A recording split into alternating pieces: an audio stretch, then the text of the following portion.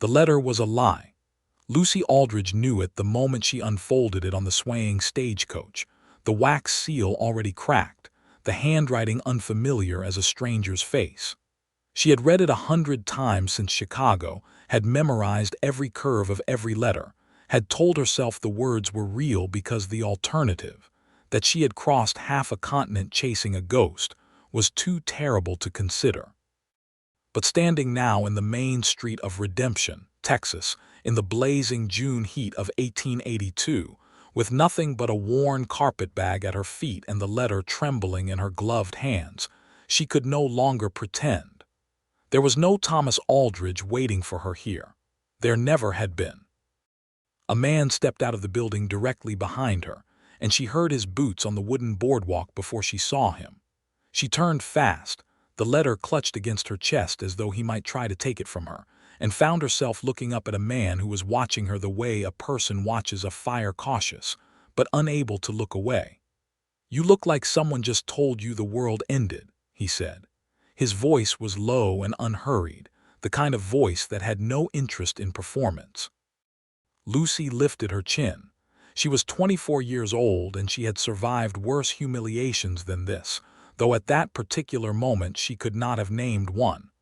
"I am perfectly fine," she said. He looked at the letter in her hand. He looked at the single carpetbag. He looked at the fact that the stagecoach had already rattled around the corner and out of sight, leaving her in the middle of a street where 3 different men had already turned to stare at her with expressions that ranged from curious to predatory. "You have somewhere to go?" he asked. "I do," she said. He waited. She did not move. "All right," he said, and after a moment he nodded toward the door he had come out of. "My name is Owen Hawkins. I run the telegraph office and the post station here. If there's someone in Redemption you're looking for, I can help you find them." Lucy looked at the letter.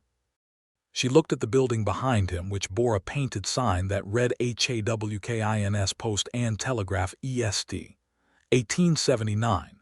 She looked at the street, at the saloon with its broken shutter hanging at an angle, at the hardware store and the feed store and the undertaker's office, and she felt something cold move through her despite the heat. "I am looking," she said carefully, "for a man named Thomas Aldridge. He sent me this letter. He asked me to come." Owen Hawkins looked at her for a long moment without speaking. Something shifted in his expression, something complicated and careful, and he held out his hand. "May I?" She should not have handed it over. A woman with any sense would not have handed the letter to a stranger on a street in a town she had never visited. But something in his steadiness, something in the absence of hunger in his eyes, made her trust him in a way she could not entirely explain. He read it twice. Then he folded it along its original crease and handed it back to her without any of the urgency that preceded a devastating truth. He took a breath instead. "Miss Aldridge," she said. "Miss Aldridge." He paused.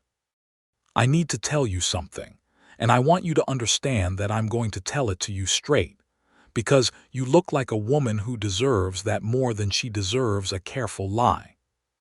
She felt the cold thing move through her again. "Tell me." "There is no Thomas Aldridge in Redemption," Owen said. "There hasn't been. I've run this post station for 3 years and I know every name in this county. I don't know who wrote that letter, but whoever did, he stopped. His jaw was set tight. They sent it to bring you here for a reason, and I don't think the reason was a good one." Lucy Aldridge stood in the middle of the street in Redemption, Texas, and felt the ground beneath her tilt. Not with weakness. She had never been weak, but with the sudden violent realignment of everything she had believed to be true for the past 6 weeks. The letter was not from her cousin. The letter was not an invitation. The letter was a trap, and she had walked straight into it. She had not always been so easy to fool. 6 weeks earlier, Lucy Aldridge had been a schoolteacher in Chicago with a modest income, a rented room, and a life that was quietly, methodically falling apart. She had taught the children of Chicago's working neighborhoods for 3 years, and she had been good at it. Not brilliant, perhaps, but good. The kind of good that came from genuine care rather than natural talent. She liked children's questions. She liked the moment a difficult idea became suddenly clear on a child's face. She liked being useful. What she had not liked, what she had never been able to make herself accept, was the particular variety of powerlessness that came with being a woman alone in a city that had very fixed ideas about what that meant. Her landlady had informed her in April that she would be raising the rent. Lucy's salary at the school could not absorb the increase. The school's headmaster had suggested, with the particular brand of gentleness that is actually cruelty in a soft coat, that perhaps Lucy might consider marriage as a solution to her financial instability. Her two closest friends had both married in the previous year and moved to different parts of the country. Her parents had died when she was 19, within 6 months of each other, her father of a fever, her mother of grief, or so Lucy had always privately believed.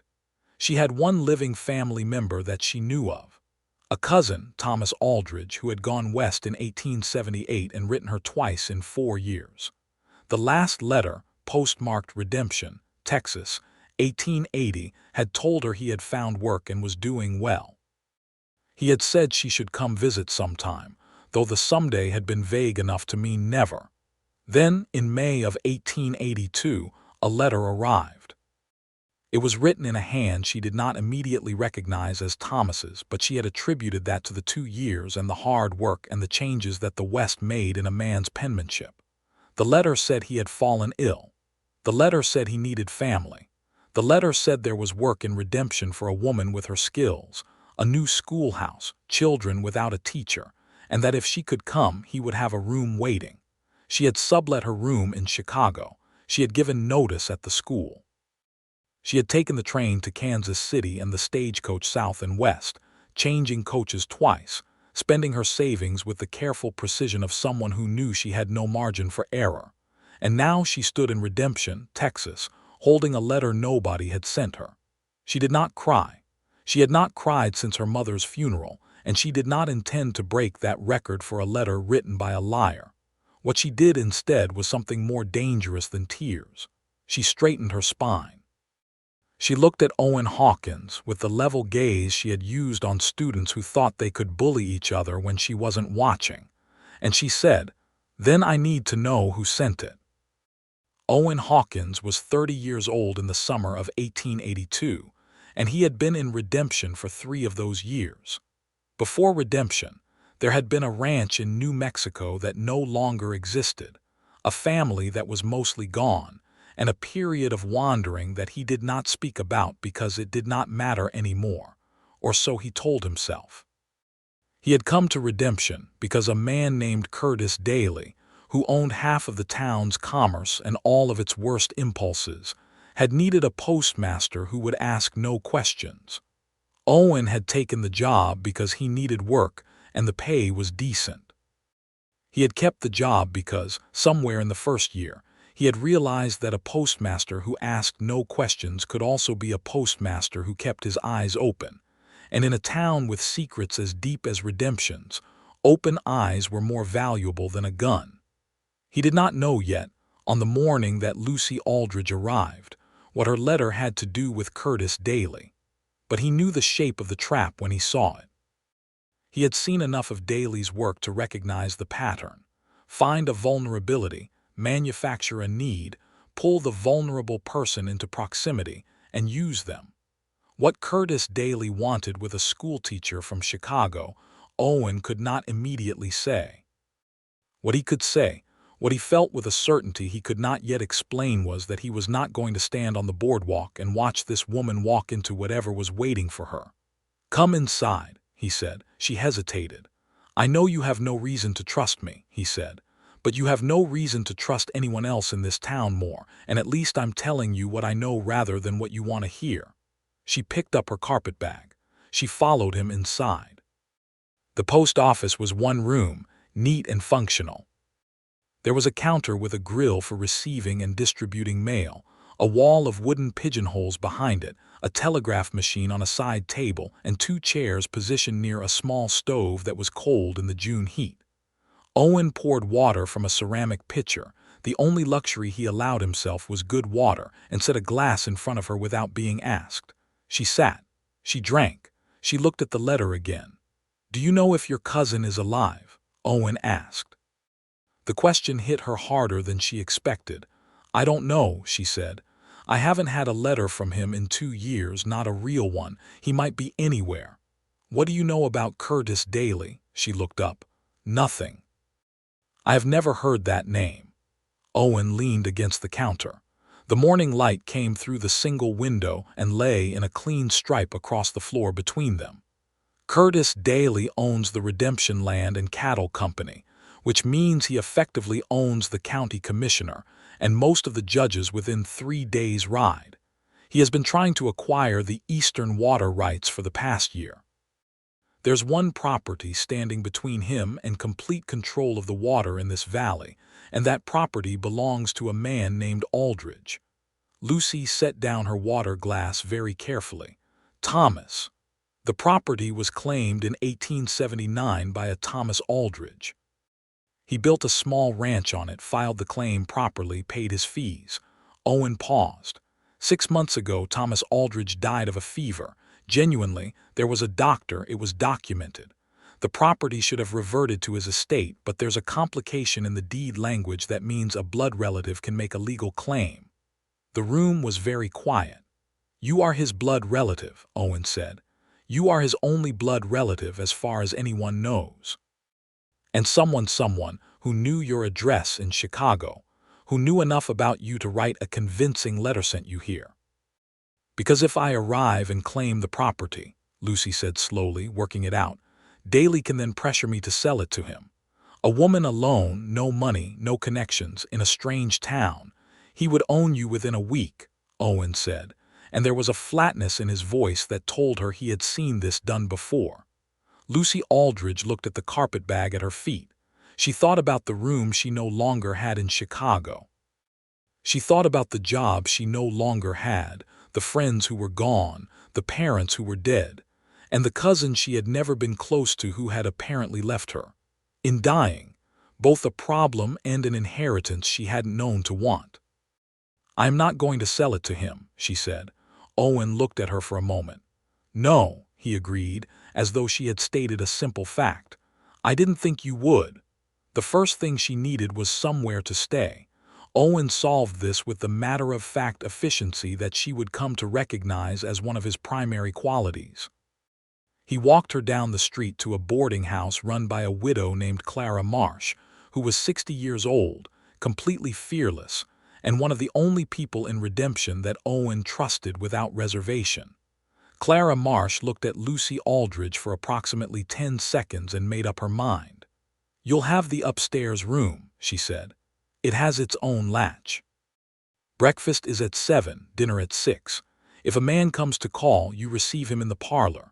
She may need some credit on the room, Owen said, until she can sort out the property question. Clara looked at him. I know that, she said, in the tone of someone who did not require men to explain things they had already figured out. Lucy unpacked her carpetbag into the small upstairs room with its whitewashed walls and iron-framed bed and window that looked out over the street. The bag contained 2 dresses, her good gray and a practical blue calico, a change of underclothing, a hairbrush, a Bible that had been her mother's, a small purse with $14 and some coins, and a photograph of her parents that she had carried since she was 19. She arranged these things with the deliberate care of a person creating order in a situation that had none. Then she sat on the edge of the bed and allowed herself, for exactly 2 minutes, to be afraid. The fear was specific and cold. She was in a strange town, almost out of money, holding a legal claim to a piece of property she had never seen, being maneuvered by a man she had never met in a place where the rules she had known in Chicago did not apply. The schoolteacher's authority she had carried like a shield would mean nothing here. Her modest connections, the headmaster, the landlady, the friends now scattered were 1,000 miles away. When the 2 minutes were up, she stood. She smoothed her dress. She went downstairs and asked Clara Marsh if she knew a lawyer. The lawyer's name was Elias Brockett, and he was not, in Lucy's immediate assessment, entirely trustworthy. He was a thin, nervous man in his 50s who kept looking at the door of his office as though expecting someone to come through it with bad intentions. but he was the only lawyer in Redemption who was not on Curtis Daly's payroll, a fact Owen had confirmed that afternoon when he appeared at Clara's boarding house at 4 o'clock and sat in the parlor with his hat in his hands. "Brockett is afraid of Daly," Owen said, "but he's more afraid of his professional conscience. He'll do the work if you ask him properly." "What constitutes asking properly?" Lucy said. "Don't give him room to say no," Owen said simply. She had found this quality in him, the quality of giving advice without softening it into uselessness, refreshing and slightly alarming. Men she had known in Chicago had treated her intelligence as something to be flattered rather than engaged with. Owen Hawkins spoke to her as though she was capable of handling accurate information, which was both more respectful and more demanding. She went to see Elias Brockett the following morning and laid her situation before him with the clean directness she had used on her students. She explained the letter, the property claim, the dead cousin, and the problem of Curtis Daly. She set her mother's Bible on his desk because it was the only thing she had with the family name written in it. In her mother's careful hand, Margaret Aldridge, née Connolly, married Richard Aldridge, and below that in faded ink, Lucy born 1858 and Thomas born 1855. Brockett looked at the Bible. He looked at the letter. He looked at Lucy with the expression of a man doing difficult arithmetic. "The deed clause," he said slowly, "allows for a blood relative within 2 generations to file a claim of succession within 1 year of the original claimant's death. Thomas Aldridge died in January. It is now June." He paused. "You have 7 months. Can Daly block the claim? He can contest it. He has the money to tie it up in courts for years." Brockett hesitated. "Unless the claim is filed and the property is occupied. If you are physically in residence and the claim is on record with the Territorial Land Office, the burden of proof shifts to the person contesting." "How quickly can we file?" Brockett stared at her. "I would need to draft the documents. How quickly?" 4 days, he said, "if I work quickly." "Then work quickly," Lucy said and stood up. She was outside on the boardwalk before she realized her hands were shaking. She pressed them flat against the sides of her dress and breathed slowly until they stopped. Owen was leaning against the post outside the telegraph office across the street, not watching her, or at least pretending not to watch her in the way that people do when they are watching carefully but don't want to intrude. When she crossed the street and told him what Brockett had said, something in his face eased slightly, the way tension leaves a muscle when it finally gets what it needs. "You'll need to see the property," he said. "And you'll need someone to take you out there who won't report back to Daly." "Are you volunteering?" she asked. He looked at her. "I'm the postmaster. I don't have a horse you'd want to ride, and I can't leave the station unmanned for more than a few hours." He paused. "But I know someone." The someone was a woman named Rosario Vega, who ran a small horse operation 2 miles outside of town, and whose relationship with Curtis Daly was one of principled mutual contempt. Rosario was 35, built like someone who had spent her whole life in hard physical work, and she had the kind of face that made clear immediately that she did not do things she didn't want to do. She looked at Lucy for a long moment when Owen made the introduction, and then she looked at Owen in the way that suggested she had been watching him for years and found his behavior here interesting. "I will take her out to the Aldridge property," Rosario said. "But I want it understood, if Daly's men come while we are there, I will leave you both and you will be on your own." "That is perfectly fair," Lucy said. Rosario almost smiled. "We go tomorrow early, before the heat." The Aldridge property was 8 miles east of Redemption, on the bank of a shallow tributary of the Colorado. They rode out at first light. The 3 of them. Rosario had agreed to let Owen come on the condition that he be useful and quiet, and Lucy had her first real experience of the Texas landscape in the soft gold of early morning. She had expected the West to be impressive. She had not expected it to be beautiful. The sky here was a different thing entirely from Chicago's sky, enormous and clear, and possessed of a depth that seemed to go back forever. The land rolled in long pale waves of grass and scrub oak, interrupted by the occasional limestone outcropping that glowed almost white in the low sun. The air smelled of cedar and dust, and something she could not name that she later decided was simply the smell of large amounts of unoccupied space. The property, when they reached it, was both more and less than she had imagined. The house was small, one room with a sleeping loft, built from limestone blocks in the style she had seen in other structures nearby, and it had been empty for 6 months. The windows were intact but dusty. The door hung slightly off its lower hinge. Inside there was a table, 2 chairs, a stove, a bed frame without a mattress, and a shelf with 3 books on it. There was a well in the yard, still good. Owen checked it and confirmed the water was clean. There was a small barn with a hay loft and 2 stalls, empty but structurally sound. There was a kitchen garden space, long gone to weeds and scrub. And there was the water. The tributary ran along the eastern edge of the property, clear and steady even in June, and Lucy stood at its bank and understood immediately why Curtis Daly wanted this land. Control this water and you controlled every ranch and farm for 20 miles downstream.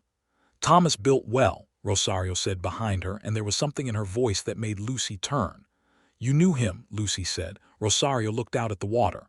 Yes, she said. He was a good man, not a great man perhaps, but good. He did not deserve what happened to him. The fever, Lucy said. A pause. That is what the doctor wrote, Rosario said carefully, and did not say anything else. Lucy felt the cold thing move through her again. She looked at Owen, who was examining the fence line along the tributary with his back to them and the careful stillness of someone who had decided not to be part of this particular conversation unless asked. Rosario, Lucy said slowly. Was it really a fever? Rosario did not look at her. I cannot prove anything, she said. That is all I will say. The ride back to redemption was quieter than the ride out. Lucy turned over the new possibility in her mind, that Thomas had not simply died of illness, that his death had been arranged, that the property was not just a commercial acquisition for Curtis Daly but something darker. The erasure of an obstacle and the shape of the trap became more complicated and more frightening. When they reached the edge of town, Owen pulled his horse alongside hers. You're thinking he was killed, he said quietly, not quite a question. Are you? He was quiet for a moment. I've thought it for 6 months, he said. I couldn't prove it either. Then I need to be very careful, she said. Yes, Owen said, you do. There was a moment then, the horses walking slowly side by side in the morning warmth, where Lucy was acutely aware of how far she was from everything she had known, how entirely alone she was in the practical sense, how much she was relying already on the judgment of a man she had met 2 days ago. And there was something else, something she was not ready to name yet, but that she felt with a clarity that was uncomfortable in its specificity. Owen Hawkins was not a handsome man in the way that word was typically used. He was all straight lines and restraint, lean and weathered and careful. But there was something in his steadiness, something in the way he had read the letter and told her the truth without dressing it up, that she found deeply, specifically appealing. She looked away before he could notice her looking. Curtis Daly appeared in redemption that afternoon. Lucy first saw him from Clara's upstairs window, a heavy-set man in his 50s in an expensive suit that looked wrong for the climate, riding a bay horse through the main street with 2 men behind him. He had the bearing of a person who had not been told no in so long that the concept had lost its meaning. He rode straight to the hotel at the end of the street and disappeared inside. Clara appeared in Lucy's doorway. Daly's in town, she said. I know, Lucy said. I saw him. He'll know you're here by tonight, Clara said. She was matter-of-fact about it. Small town, he has ears everywhere. She paused. He'll come to call tomorrow. He won't come today because he likes to let people worry. That is a very precise prediction, Lucy said.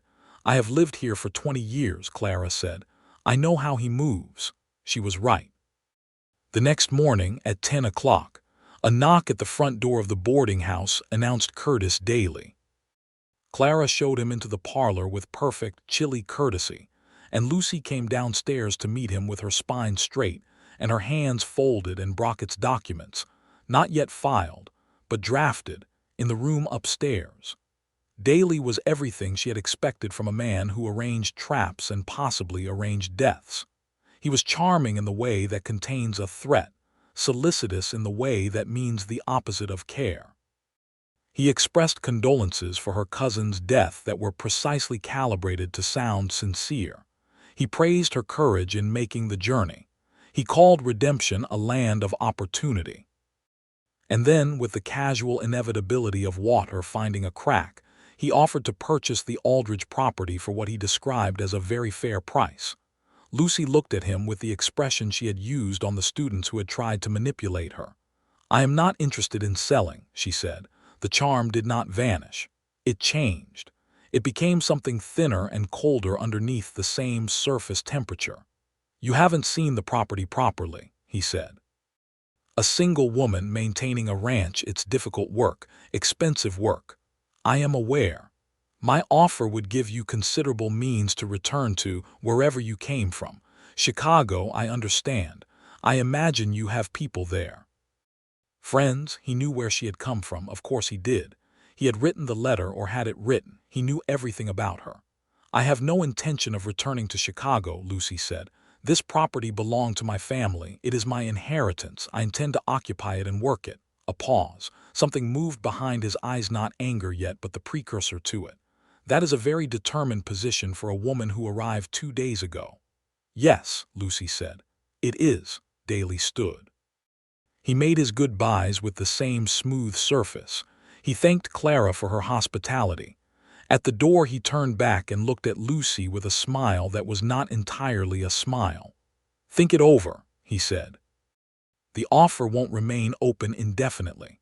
When the door closed, Clara let out a slow breath. "Well," she said. "I need to get those documents filed today," Lucy said. "Not in 4 days, today." She was at Brockett's office in 10 minutes. She found Owen already there. Someone had sent word, probably Clarion Brockett, in a state of agitated urgency that was at least productive. "There's a land agent in Comanche, 30 miles north," Brockett said. "He has territorial authorization. If we get the documents to him today, can we telegraph?" Owen said. "The Territorial Land Office requires original signatures and documents, not telegraph communications, for a succession claim," Brockett said. "Someone will have to ride." He looked at Owen. Owen looked at Lucy. "I'll go," Owen said. "You just said you can't leave the station unmanned," Lucy said. "I know someone who can run it for a day." He paused. "Rosario's son. He's 17, he's trained on the telegraph." 17, Lucy said. "He's capable," Owen said, and the certainty in his voice settled it. By noon, Owen was riding north with Brockett's documents in a leather dispatch case, and Lucy was left in redemption, trying to look as though she was not watching every direction at once. The afternoon was long. She spent part of it at the property. She wanted to be there, to be visible on the land, establishing the fact of her presence, and part of it helping Clara in the boarding house kitchen because she could not simply sit still. She helped Clara make cornbread and a beef stew, and Clara talked about redemption, its history, its people, who could be trusted and who could not, in the practical, generous way of someone who understands that information is kindness. "Owen Hawkins," Clara said at one point, apparently for no reason other than the need to say it. She stirred the pot without looking at Lucy. Lucy kept cutting cornbread. "What about him?" "He's a good man," Clara said. "He had a hard few years before he came here. I don't know the details. He doesn't talk about it, but there was something that broke him open for a while. He came here and put himself back together, which I respect."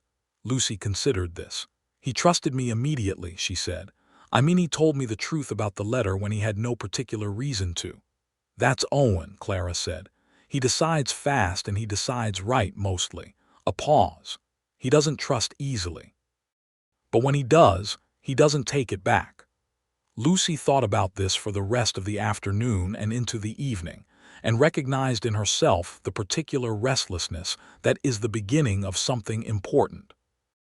Owen came back the next morning before sunrise, having ridden through part of the night, and he appeared at the boarding house door as Lucy was drinking her first cup of coffee at Clara's kitchen table. He was dusty and tired, and there were shadows under his eyes, but he set the empty dispatch case on the table and said, "It's filed. The land agent recorded it at 6 o'clock last evening. You are the legal claimant of record as of June 14, 1882. Lucy set down her coffee cup. She looked at him, at the exhaustion in his face, the dust on his coat, the particular quality of stillness that he carried even when he was tired, and felt something happen in her chest that she had not felt before. Not gratitude, or not only gratitude, something warmer and more complicated.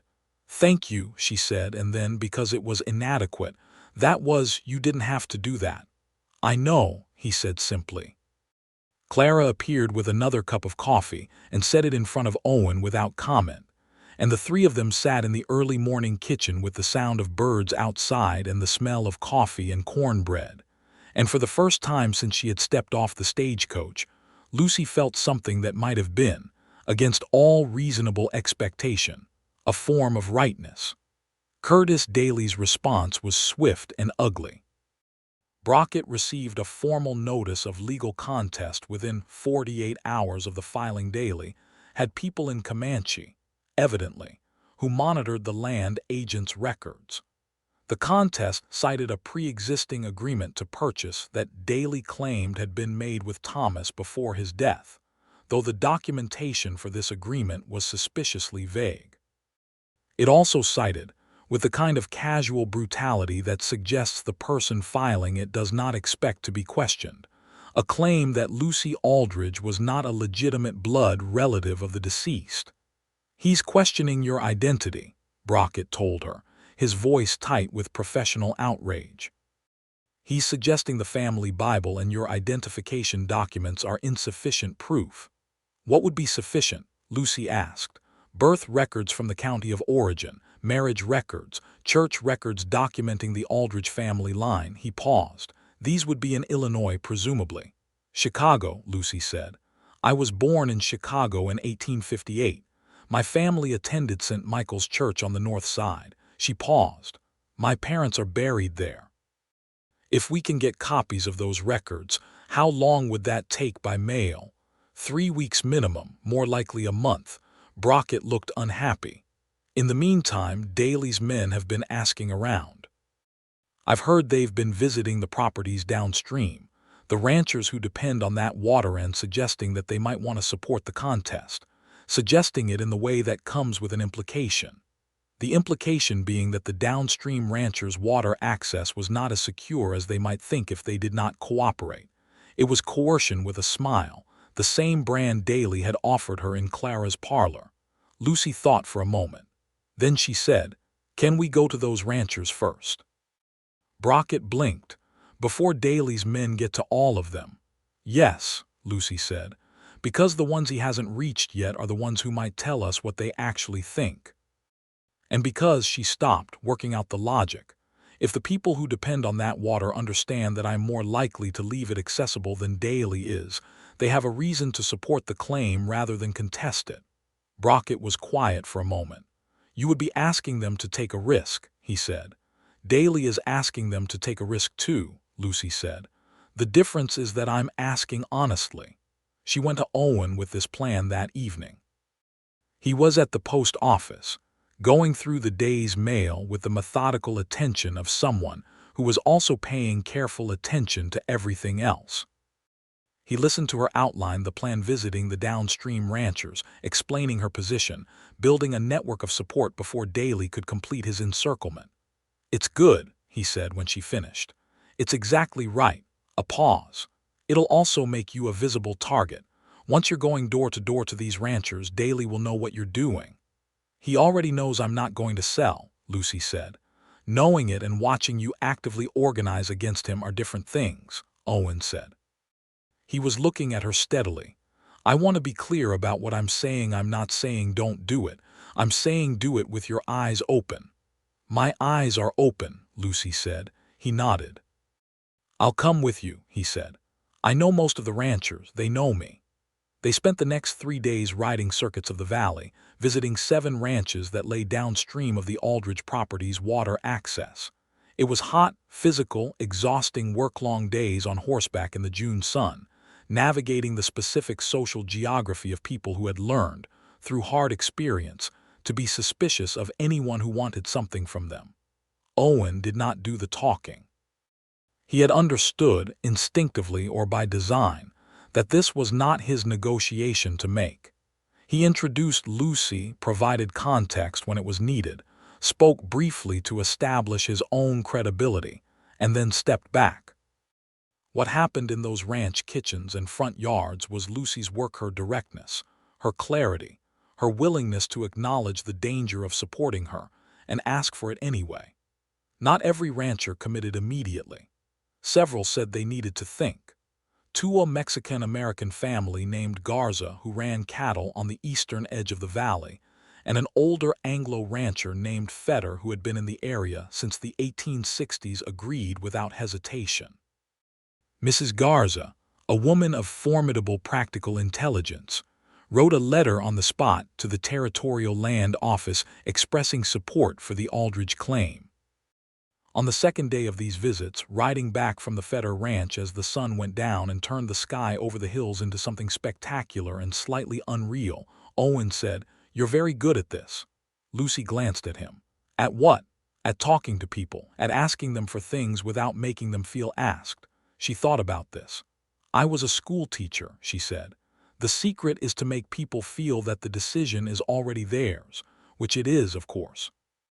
You're just helping them find the one they actually want to make." He was quiet for a moment. "Is that what you're doing with me?" The question surprised her. She looked at him properly and found him looking back at her with an expression that was direct in a way his expressions usually weren't, direct and uncertain at the same time, which was a combination she had not expected. "No," she said after a moment. "With you, I have no idea what I'm doing." The honesty of it surprised her as much as it seemed to surprise him. He looked away, out at the descending sun, and the corner of his mouth moved in something that was not quite a smile but was in the direction of one. They rode the rest of the way to town without speaking, and the silence was the kind that contains rather than empties. The letter from St. Michael's Church in Chicago arrived in 17 days. Owen had sent a telegraph request to the Archdiocese's office the day after Daly's contest was filed, which was faster than mail and sufficient for the church to begin pulling records. And with it came certified copies of birth, baptism, and family registration documents that established the Aldridge family line with, as Brockett said with more satisfaction than he usually displayed, ironclad legal clarity. Brockett filed the documents with the Territorial Land Office the same day they arrived and sent copies to the county courthouse with a cover letter that was a model of restrained legal aggression. The contest, he told Lucy, would not be dismissed immediately. These things never were, but its foundation had been substantially weakened. Daly did not react immediately. The lack of an immediate reaction was, as Clara had predicted, designed to be unsettling. There were a week of small incidents instead. A fence post on the Aldridge property pulled up and left in the creek, which could have been accidental. A letter to Brockett's office that was opened before delivery, which could not. A stranger who appeared at Clara's boarding house asking for a room and spent 2 days watching the street before disappearing. Lucy repaired the fence post herself, with tools borrowed from Rosario. She noted the opened letter without comment.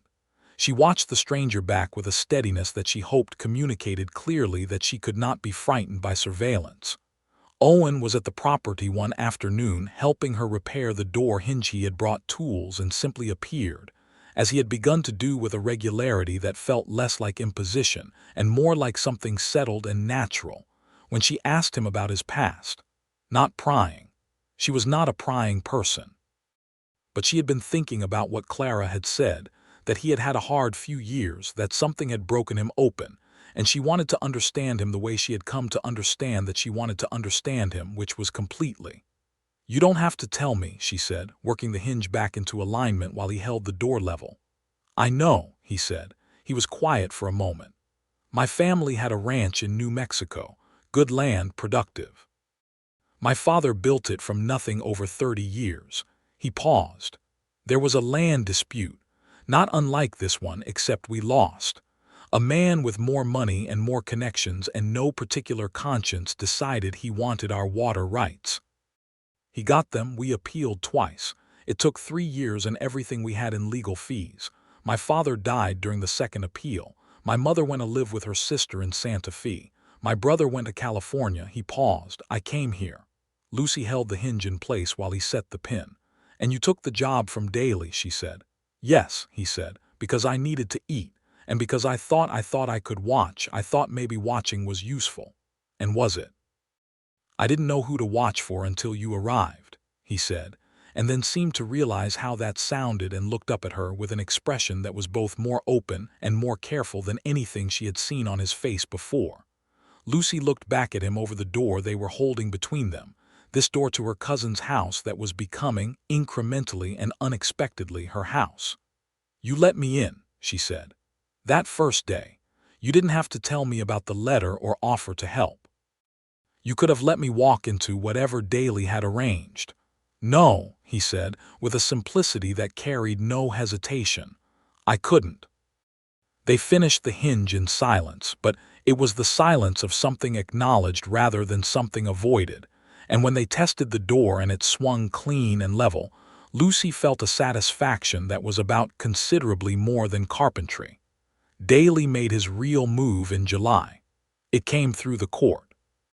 He had, it emerged, found an attorney from San Antonio, a man named Crow with a reputation for making problems disappear, who filed an amended contest claiming that Thomas Aldridge had been of unsound mind when he filed the original property claim in 1879, and that the claim was therefore invalid regardless of succession. If the original claim was invalid, there was nothing to succeed to. It was a clever attack. It was also a lie, and it would require proving to be a lie, which meant finding witnesses who had known Thomas in 1879 and could testify to his competence, which meant either finding people in Redemption who remembered or bringing witnesses from outside. It was Rosario who said, one evening on her porch when Lucy and Owen were visiting, I knew Thomas in 1879. He filed that claim himself, and he was as competent as any man I've ever seen do legal business. I watched him do it. I drove him to the land agent's office. There was a silence. Would you testify to that? Lucy asked. Rosario looked at her. She looked at Owen. She looked out at the darkening sky over her corrals. If I testify, she said, Daly will make things difficult for me. I know, Lucy said. My business is here, my son is here, my property is here. She paused. But I am also tired, she said, of watching good people lose to bad ones because the bad ones have more money. She turned to look at Lucy again. Yes, I will testify. The hearing was set for August 15 in the county courthouse in Redemption. It was a civil proceeding, not a criminal trial, but it drew a crowd. The town was small enough that anything involving Curtis Daly and water rights was a matter of general interest.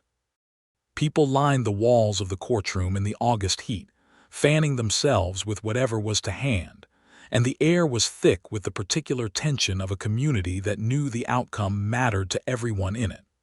Crow was everything Brockett was not: polished, aggressive, skilled in the specific art of making true things sound doubtful. He cross-examined Rosario with a precision designed to shake her, suggesting inconsistencies in her memory, questioning the basis of her knowledge, implying without saying it directly that her testimony was motivated by personal loyalty rather than fact.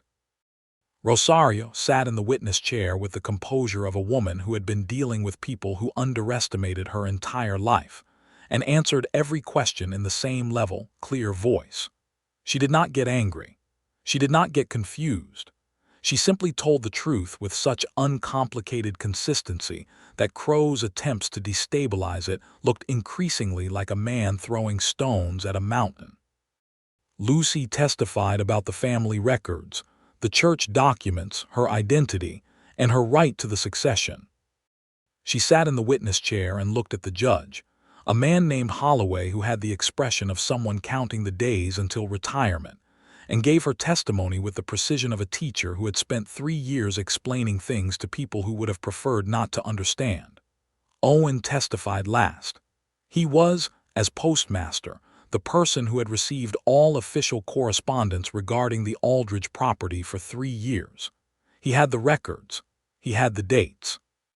He had, in the meticulous way of someone who had been watching and waiting and keeping careful files, documentation of every piece of correspondence that had passed through his station regarding the property, the water rights, and the interactions between Daly and Thomas Aldridge in the months before Thomas's death. He had not mentioned these files before. Not to Lucy, not to Brockett, not to anyone. He produced them in the hearing with the careful calm of someone who has been holding a hand for exactly the right moment to play it. The correspondence included a letter from Daly to Thomas, dated 3 months before Thomas's death, offering to buy the property for half its value and implying in language careful enough to be deniable but clear enough to be chilling, that Thomas's health might benefit from a change of location. The hearing room went very quiet. Crow objected to the document's admission with considerable energy. The objection was overruled. Judge Holloway took 40 minutes to deliberate, which was either very fast or, depending on how you calculated these things, long overdue. He returned to the bench with an expression that suggested he had made a decision he expected to have consequences and had decided to make it anyway. The succession claim was valid. The contest based on Thomas Aldridge's alleged mental incompetence was dismissed. Lucy Aldridge was the legal owner of the property at the eastern tributary of Redemption Creek as of this date. The room erupted. Not violently. It was a courthouse, not a saloon, but with the kind of noise that is a community's way of saying what it thinks when it finally gets to think it out loud. Daly left the courthouse without speaking. His expression was a smooth, flat mask that told Lucy nothing except that this was not, in his mind, over. She found Owen outside on the courthouse steps in the sudden brightness after the dimness of the courtroom, and without entirely intending to, she said, "Why didn't you tell me about those letters?" He looked at her steadily. "Because I didn't know until I'd known you for 3 weeks whether you were who you said you were," he said. "And then once I knew you were, I was afraid that showing them early would give Daly time to challenge them differently. If they were introduced for the first time in the hearing, he couldn't prepare a response." She looked at him. At the care in that, the patience, the strategic thinking, the willingness to hold something back not from suspicion of her but out of genuine, thoughtful protection. "You were protecting me," she said. "I was protecting the case," he said, and then, "And you?" "Yes." She was standing 1 step above him on the courthouse steps, which put her closer to his eye level than usual, and she was aware of the specific, undeniable reality of how close they were standing. The August heat was a physical presence. The town noise was all around them, and she felt clearly, without ambiguity, without the comfortable evasion she had been using for weeks, that she was in love with Owen Hawkins. The feeling was not romantic in the theatrical sense. It was more like the feeling she had had when the hinge had gone back into the door and everything was level and functional. A rightness, a completion of something that had been incomplete. She did not say any of this, not on the courthouse steps with half of Redemption watching, but she looked at him for a moment in a way that she thought probably communicated most of it, and he looked back in a way that told her it had landed. Daly's next move came 2 weeks later, and it was the one she had been dreading without knowing exactly what form it would take. He approached Owen. Lucy found out about it from Clara, who had heard it from Feder, who had been in the hotel bar when the conversation happened. Daly had offered Owen a position manager of the new land office he was opening in the county seat, at 3 times his current postmaster's salary, with housing provided. The offer had been made publicly, in a room with witnesses, which was both a statement of confidence and a way of ensuring that Lucy would hear about it. The implication was clear. Owen's loyalty could be purchased, and Daly was making the offer he thought would work. Lucy did not go to Owen immediately. She went to the property instead, her property. She still had to remind herself occasionally, still adjusting to the reality of ownership, and stood at the bank of the creek in the late afternoon light and thought about what it meant that she was afraid. She was afraid that he would take it, not because she thought he was dishonest. She did not think that, not for a moment, but because the offer was real money, real stability, the kind of material security that he did not currently have. Because loyalty, even genuine loyalty, has limits that are defined by what a person needs to survive. Because she had no right to ask him to sacrifice his livelihood for her property claim, and yet she felt that his choosing the offer would break something that had not even been fully made yet. She was afraid of how much she cared.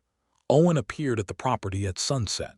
He had not known she was there, she thought, or if he had come because of it rather than despite it. He came down to the creek and stood beside her without announcing himself, watching the water in the low light. "You heard," he said. "Yes." "I turned it down," he said. "This morning, before Fetter had a chance to tell anyone." She looked at him. "Owen, I know what you're going to say," he said. "You're going to say I should have considered it, that my financial situation is not your responsibility, that you can't ask me to." "I wasn't going to say any of that," she said. He stopped. "I was going to say," she said carefully, "that I need you to have made that choice for yourself, not for me. Not for the property or the water rights or some sense of justice that I represent. For yourself, because it was the right thing to do, because you decided it was." She paused. "Because if you made it for me, and this," she gestured, meaning the property, meaning redemption, meaning everything that had been building between them, "if this doesn't work out the way I hope, I couldn't bear knowing you sacrifice something for a hope that didn't pay out." Owen turned to look at her. The creek caught the last of the light behind him. "I made it for myself," he said, "because I've spent 3 years watching Curtis daily ruin things and saying nothing. Because I had the evidence to stop him and I kept it quiet until the right moment. And I needed the right moment to come before he ruined something I couldn't bear to watch him ruin." He paused. "You. I couldn't watch him ruin you." She looked at him for a moment that was very still. "That is a good reason," she said. "Lucy, Owen," she said at the same time. They both stopped. And then Owen Hawkins, who was not a man who did things impulsively, who was patient and careful and held things until the right moment, took 2 steps toward her on the bank of the creek and said her name again, quietly, just her name, and she closed the remaining distance between them and kissed him. It was not a cautious kiss. Neither of them, she thought afterward with a clarity that made her laugh quietly to herself, was apparently as restrained as they appeared. It was a kiss with 3 months of accumulated understanding in it, 3 months of trust being built in the hardest possible circumstances, and when they finally stepped back from each other, the creek was dark, and the sky above them was full of stars that had nothing to hide. "I have no money," she said, not as a warning but as an acknowledgement of circumstance. "I have a salary," he said. "That is about to be insufficient because Daly is going to find a way to end my employment here." "I have a property," she said, "that needs considerable work. I know how to work." "I know you do," he said, and he was looking at her in the way she had been trying not to notice and then had given up not noticing, with an attention that was both careful and completely without reservation. "This is a very complicated situation," she said. "It is," he agreed. "We should probably talk about it logically and carefully." "We should," he said. Neither of them moved. "Tomorrow," he said. "Tomorrow," she agreed, and they walked back to town in the dark with the stars overhead and the sound of the creek fading behind them, and the particular quality of silence that is not empty at all. The logical and careful conversation happened over several days, and was also not entirely logical or careful, being interrupted frequently by the kind of silences and looked moments that contain more information than words. What emerged from it, cleaned of interruption and reduced to its essentials, was this: they were both in redemption for reasons that were now, at least partly, each other. They were both without substantial resources in the immediate term. They were both, in different ways, committed to the property and to the possibility of something real being built on it. Owen's employment at the post office ended, as he had predicted, At the end of August, Daly arranged for the Postal Service to transfer the station to a new manager, using connections that reached further than redemption. Owen received 2 weeks' notice and packed up 3 years' worth of careful record-keeping. He kept copies of everything that had gone into the court case. He was not, however, without options. Several ranchers in the valley, the Garzas, Fetter, and 2 others who had watched the hearing with interested eyes, had independently concluded that a man with Owen's skills and his particular brand of reliable honesty would be a useful person to have available for land transactions, legal correspondence, and the general administration that a growing agricultural community required, but could not always afford a lawyer for.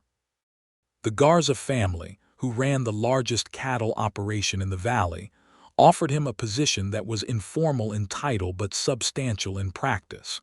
Their ranch manager and correspondence handler, with a room in their bunkhouse and a salary that was actually more than the Postal Service had paid.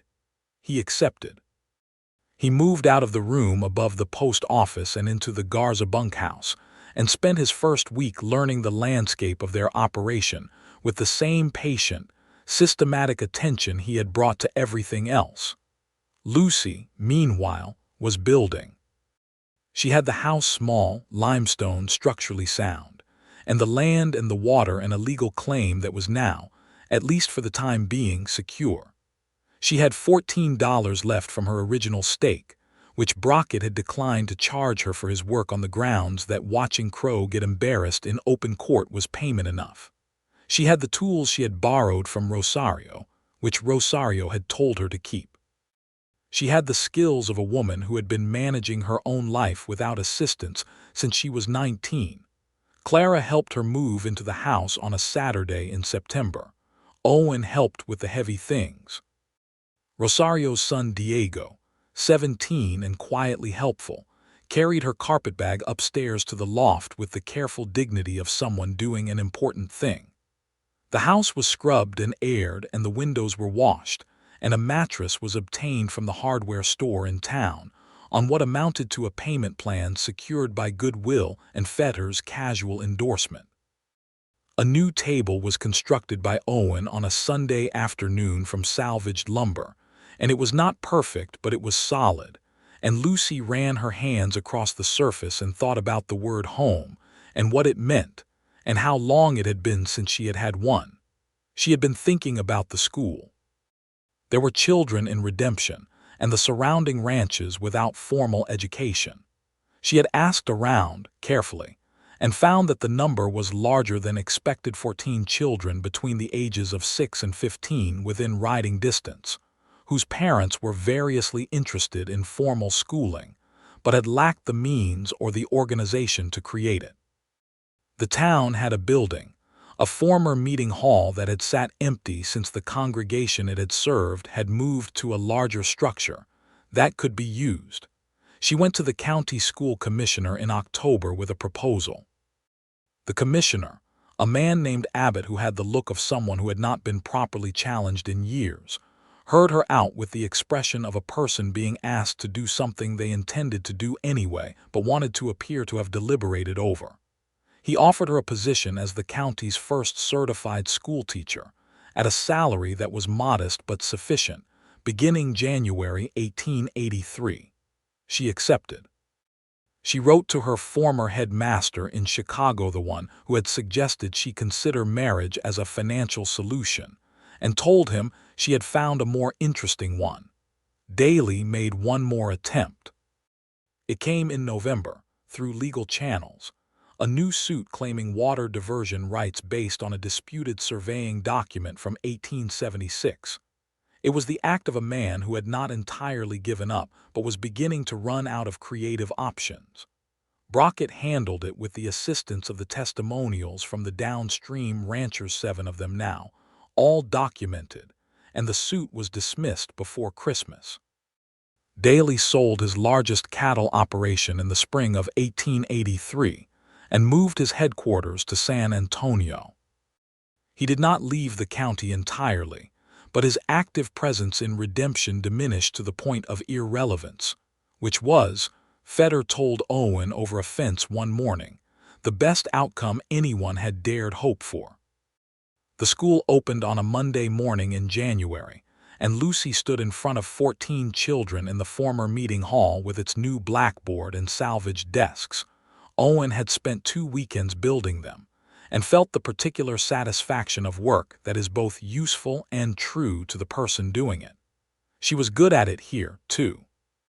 Better, in some ways, than she had been in Chicago, because the children here came to her with a hunger for learning that had not been managed into docility by years of institutional schooling. They were curious and loud, and some of them had never held a pencil. And by February, she had 3 of the older ones reading fluently who had not been able to form letters in January. Owen came to the school on Friday afternoons when his work at the Garza Ranch allowed, and he would sit in the back of the room while the older children practiced their figures. And sometimes Lucy would look up from a student's work and find him watching her with an expression that was so straightforwardly tender that it made her breath catch even after months of familiarity. He asked her to marry him in March. It was not a planned occasion. They were on the porch of the property house, her house. Their habit now was to spend evenings there, Owen riding over from the Garza Ranch after work, and the evening was warm with the beginning of spring, and the creek was audible in the distance, and he simply said it without ceremony. "I want to marry you, Lucy." She had been thinking about it for 2 months. She had been thinking about it in the precise, careful way she approached things she wanted very much, which involved imagining the full reality of it, not the romantic abstraction but the actual daily life, and examining whether the reality was as good as the wanting. She had concluded, without much difficulty, that it was better. "Yes," she said. He looked at her as though he had expected her to want time to consider it, and the immediacy surprised him. She laughed at his expression, which was the first time she had properly laughed, not the careful social kind since Chicago, and the sound of it in the spring evening surprised her too. They were married in May of 1883 by the Methodist minister who had arrived in Redemption the previous autumn, in Clara's boarding house parlor, with Clara and Rosario, and the Garza family and Fetter, and his wife and 14 children who attended, because Lucy had told them the day before that her school would be closed for a wedding, and they were all invited. Lucy wore the good gray dress, refitted and pressed, with a piece of ribbon that Clara had produced from somewhere. Owen wore the cleanest coat he owned, and the expression of a man who has arrived somewhere he had not known he was going and finds it is exactly right. Clara cried, which she would have denied if accused of it. Rosario did not cry but squeezed Lucy's hand when the minister said the words that made them married, and her grip was strong and warm. They had a small celebration in Clara's parlor, and then rode out to the property in the late afternoon with the sunset behind them. And Lucy stood in the doorway of the limestone house, and looked at the land, the creek, and the distant hills, and the kitchen garden that was already planted with beans and squash, and the apple tree she had put in the fall with a cutting from Rosario's orchard, and thought about what it meant to have built something that was yours, not by inheritance or accident, but by the particular combination of stubbornness and luck, and the right people appearing at the right moment. Owen came to stand beside her in the doorway, close but not touching, looking at the same view. "We should talk about the barn," he said. "We should," she agreed. "The east wall needs new planking before winter." "I know. And the kitchen garden will need a proper fence or the deer will." "Owen," she said. "Yes." She turned to look at him. In the doorway of the house that was now theirs, in the May evening that smelled of cedar and grass and the creek, with everything they had built between them solid and real and present. "The barn can wait until tomorrow," she said. He looked at her.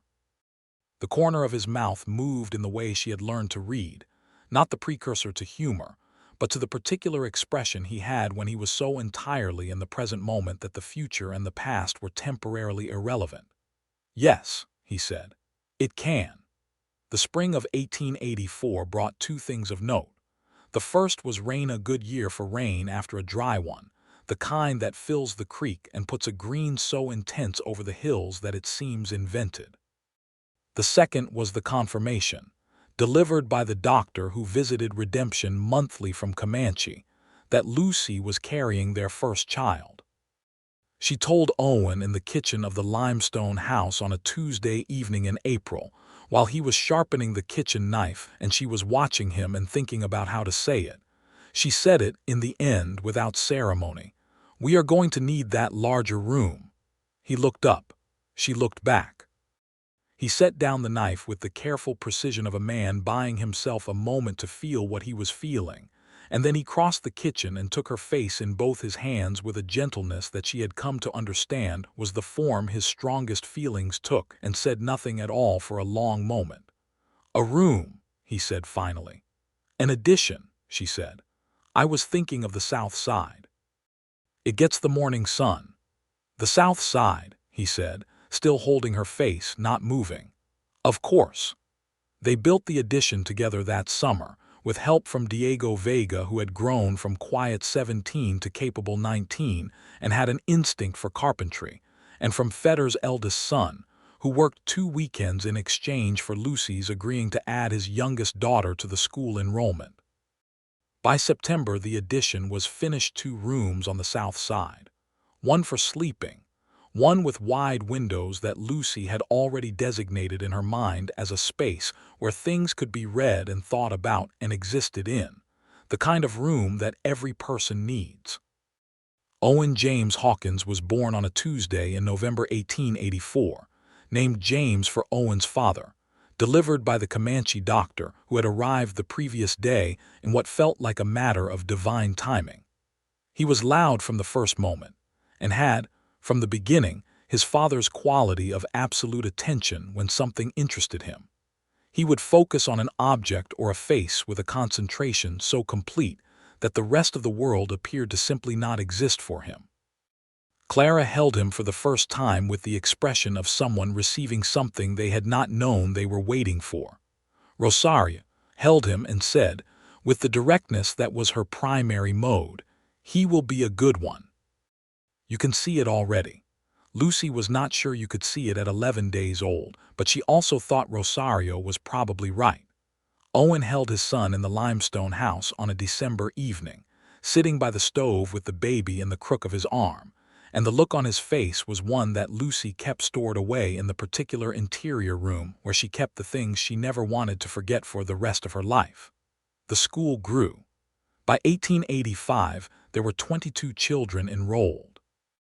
By 1886, when the county commissioner offered Lucy an assistant to a young woman from San Antonio named Mary Flores who had teacher training, and was looking for a position, the enrollment was 30, which was, as Abbott told her with the look of a man taking partial credit for something he had mostly watched from a distance, the largest school population in the county. Mary was 22 and efficient, and had very strong opinions about mathematics instruction, which aligned well with Lucy's strong opinions about reading instruction, and they divided the students by age and taught in a complementary rhythm that was, by the second year, so effective that word of the Redemption School had reached a territorial education journal that ran a short piece about it. Owen's position at the Garza Ranch evolved, as his positions tended to, into something larger than its original description. By 1886, he was effectively managing not just the Garza operation, but providing administrative and legal correspondence services to 6 other ranching families in the valley, including surveying coordination, water rights documentation, and the kind of paperwork that was increasingly important as the territory moved toward statehood. He was not a lawyer. He was always clear about that, but he had Brockett's guidance and 3 years of accumulated knowledge of local land law, and the combination was valuable. He also, quietly, began documenting the water rights of the entire tributary system, in consultation with the downstream ranchers. The documentation was detailed and systematic, and was eventually submitted to the Territorial Land Office, as a basis for a formal water rights allocation that, when it was processed in 1888, effectively secured equitable water access for every ranch and farm in the valley for the foreseeable future. Feder told Owen this was the best thing that had happened to the valley in 20 years. Owen told him it was Lucy's idea, which was true. She had suggested it in the first autumn after the hearing, thinking about the downstream ranchers and what their testimony had meant, thinking about the fragility of rights that were only defended individually rather than secured collectively. Feder said he wasn't surprised. The second child arrived in 1887, another boy, Robert Thomas Hawkins, named Thomas for the cousin Lucy had never properly known and would always feel something unresolved about, though the grief had become smaller and more manageable over the years, something she carried without it weighing her down. Robert was different from James in the way that siblings are always different in ways that seem to have no particular explanation, quieter, more deliberate, given from early on to the careful examination of small things, insects and pebbles, and the particular way water moved over the creek bed. The house on the property, which the valley had taken to calling the Hawkins place, an adjustment that Lucy had found unexpectedly moving the first time she heard it, had grown by this point beyond its original limestone bones. The south addition, a proper kitchen addition on the west side with a cast-iron range that Owen had driven to Comanche to purchase in 1885. A covered porch that ran the full length of the south face, where the mornings were warm and the light was extraordinary, and where Lucy had developed the habit of sitting with her coffee before the boys woke up, just sitting, in the particular luxury of chosen stillness. The apple tree had borne fruit for the first time in 1886. It was not a large crop, and the apples were not large apples, but they were real, and Lucy had made a preserves from them that she gave to Clara and Rosario and the Garza family, and kept 3 jars for the winter. Clara Marsh retired from the boarding house in 1888, at the age of 66, at which point the town of Redemption had grown enough to have 2 other boarding establishments and a small hotel that was somewhat better than the old one. She sold the building and moved into a smaller house at the edge of town and spent her days doing, as far as anyone could tell, exactly what she wanted to do, which included visiting the Hawkins place on Sunday afternoons with a regularity that had become one of the fixed points of the week. She and Lucy would sit on the covered porch with coffee, and the boys would run themselves out in the yard, and Owen would occasionally appear to refill cups or ask a question, and then disappear back to whatever he was doing.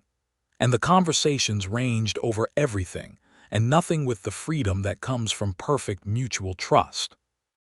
It was Clara, on one of these Sunday afternoons in the autumn of 1888, who said, "You know, when you walked off that stagecoach, I told myself, there is a woman who is going to make something out of this mess or she is going to be destroyed by it." Lucy looked at her over the coffee cup. "And which did you think was more likely?" Clara considered this with the seriousness she brought to genuine questions. "I thought you'd make something out of it," she said, "but I didn't think it would be quite this." She gestured at the house, the property, the boys in the yard, Owen's figure visible through the kitchen window. "I thought maybe you'd win the land and go back to Chicago." "I never had anything to go back to," Lucy said. "No," Clara said, "but you didn't know that then, not fully." She paused. "You knew it the moment Owen let you into that post office." Lucy thought about this, about the moment in the hot June street with the letter in her hand and the stagecoach gone and a man on a boardwalk who looked at her like a fire, cautious but unable to look away, about the water glass set in front of her without being asked, about the truth told without being softened. "He let me in," she said. "He did," Clara said. "And you let him in too. That part people forget. It goes both ways." It did.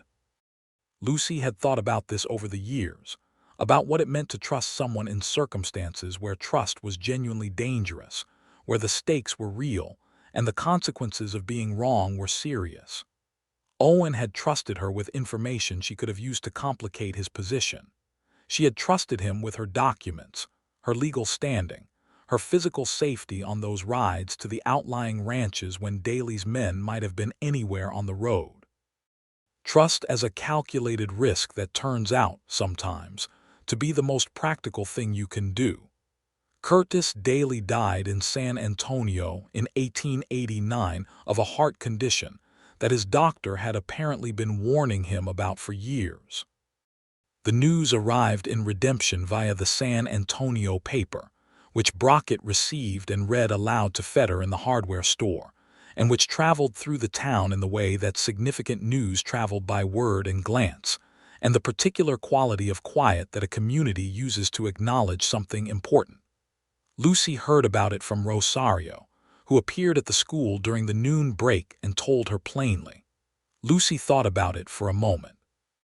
She thought about Thomas, whose death had never been fully investigated, whose property had been the target, who had sent her no letter but who had, in dying, left her the complicated inheritance of a fight worth having.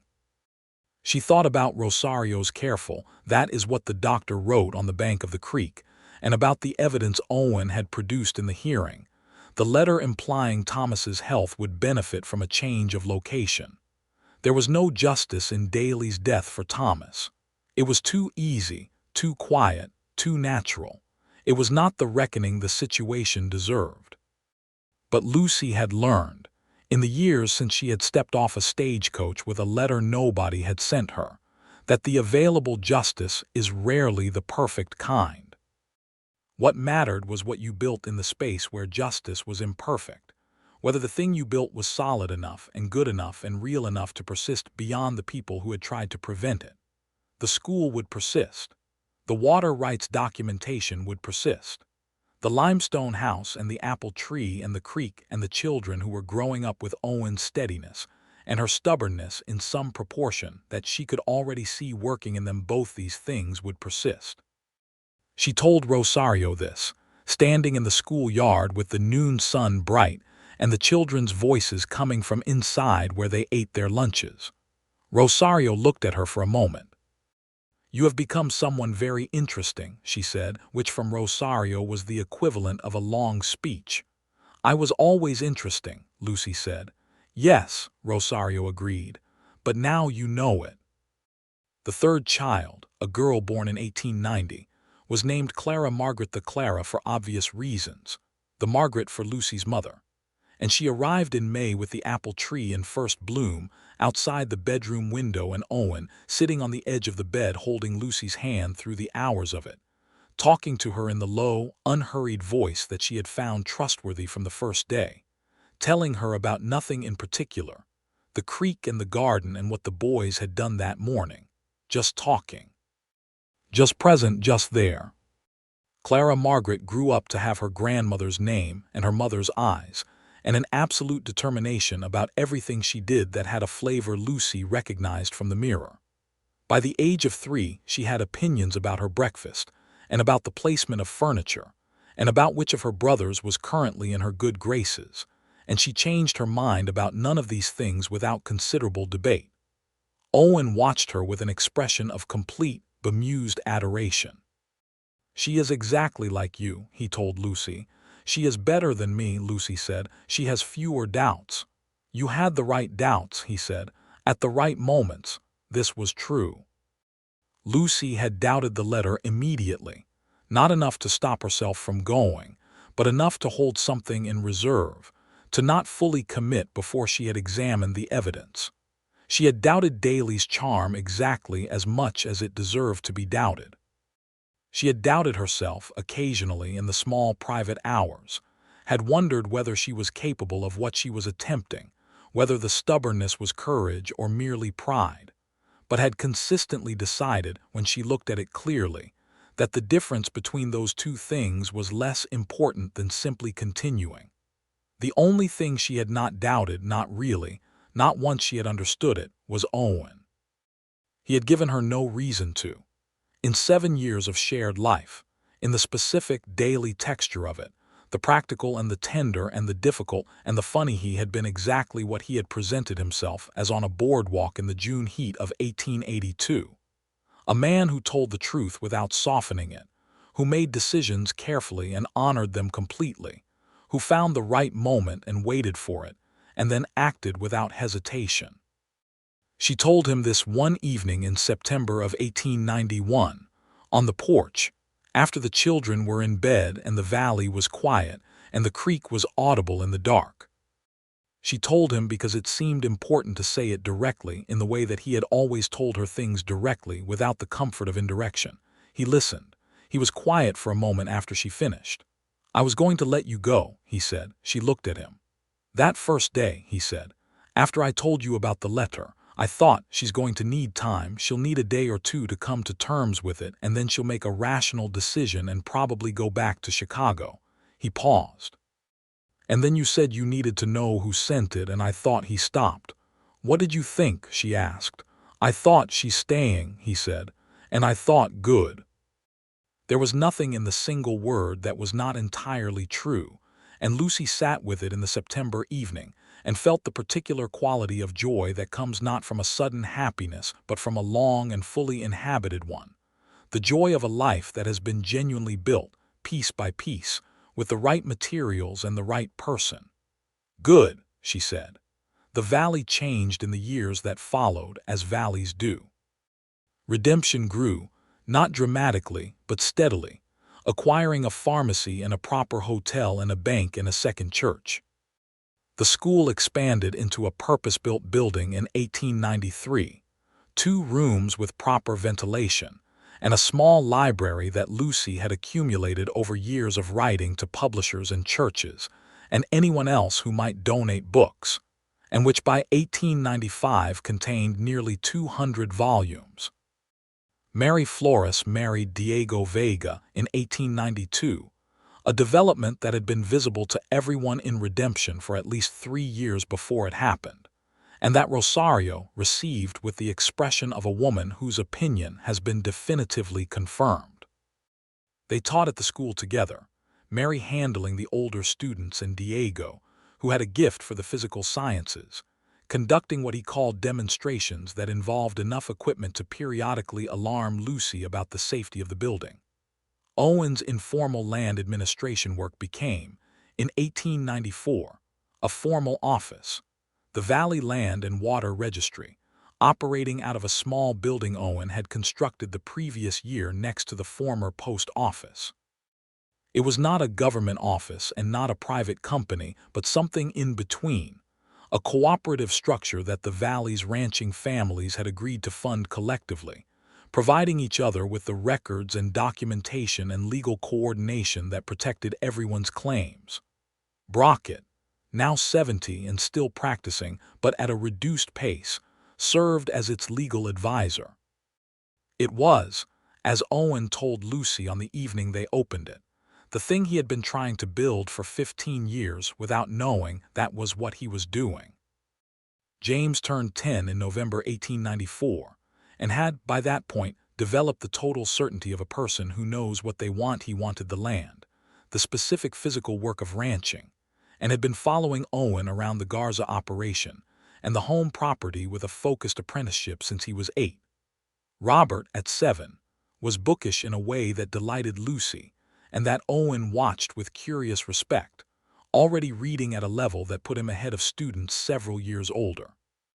Clara Margaret, 4, was still conducting her various campaigns with undiminished force. On a Sunday afternoon in October 1895, with the valley in its autumn color and the apple tree heavy with its largest crop yet, it had been a perfect year for the apple tree. Lucy sat on the porch of the limestone house and thought about the carpetbag. She had kept it. It was in the bedroom, on a shelf in the wardrobe, the brown leather worn thin at the corners from the journey from Chicago, from the stagecoach, from one room to the next in the various transitions of that first uncertain year.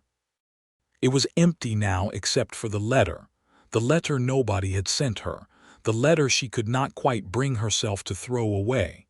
She had thought sometimes about who had written it. She had never been able to prove it definitively. Daly had been clever enough to use intermediaries. But she suspected, based on a piece of information that had emerged during the 1883 legal proceedings from a daily associate who had been persuaded to talk, that the letter had been written by a man named Sykes, a former land agent who had worked for Daly and had had access to Thomas's correspondence files, and thus to Lucy's address in Chicago.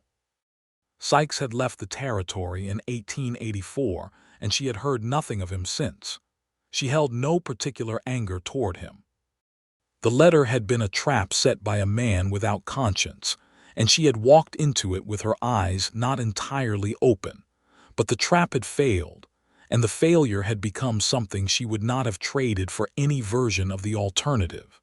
She had arrived with nothing but a carpetbag and a letter nobody had sent her. She had arrived at the edge of everything falling apart, her job gone, her room gone, her meager savings almost depleted, her last family connection revealed as a ghost, in a strange town with a predator circling. And Owen had let her in. He came through the screen door now with 2 cups of coffee and sat in the chair beside her, and the afternoon light lay across the porch in the particular slant of October, and the hills beyond the creek were gold and brown, and the sky was the deep clear blue that she had noticed, with something like awe, on her first morning in the Texas landscape 13 years ago.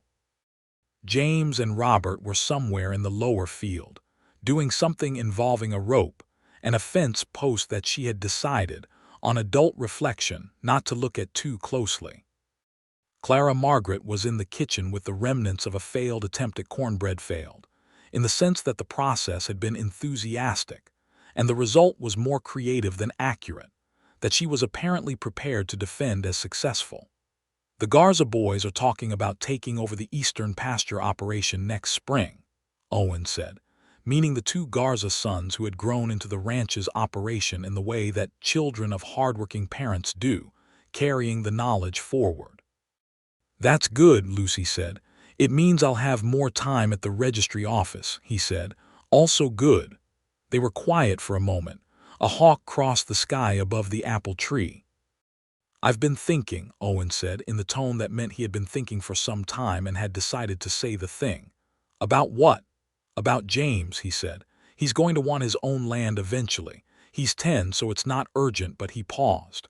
There's a piece of property east of ours that came available, the Merritt claim. Merritt is moving to his daughter's farm in New Mexico. It's good land. The creek runs through the corner of it. Lucy looked at him. You want to buy it? I want to secure it, he said. Hold it, so that when James is old enough, if he wants it, it's there. She thought about this. About what it meant to plan that far forward, to secure a future for a child who was 10 years old, to think about inheritance not as an accident, but as an intention, as something you built deliberately and held carefully and passed on.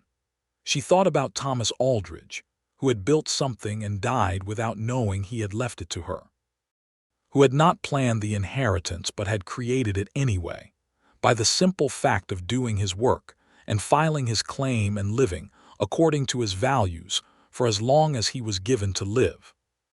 She thought about what she would leave to her children, not just the land, though the land mattered, but the school and the registry office and the water rights documentation, and all the other intangible inheritances that were also real. Yes, she said. Secure it. Owen nodded, satisfied, and drank his coffee. The afternoon settled around them. Clara Margaret appeared in the kitchen doorway with the cornbread remains, which were, in fact, more successful than Lucy had assumed from the sounds of the process.